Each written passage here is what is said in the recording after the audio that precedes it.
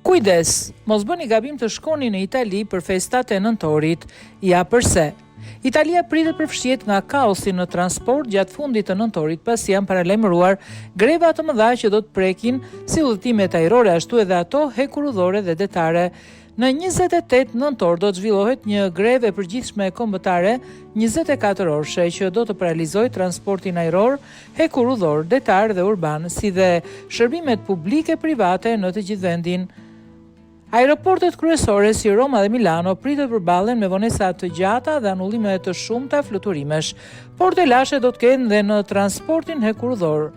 Trenitalia dhe Italo kanë njoftuar një grevë 24 orëshe që nis në orën 21 të datës 27 nëntor dhe përfundon në 21 të datës 28 nëntor. Gjatë kësaj periudhe do të ndalen trenat me shpejtësi të lartë, Intercity dhe rajonal, ndërsa do të funksionojnë disa linja të kufizuara të ashtu quajtura shërbime të garantuara të detyruara me ligj në rastet e udhëtimeve jetike.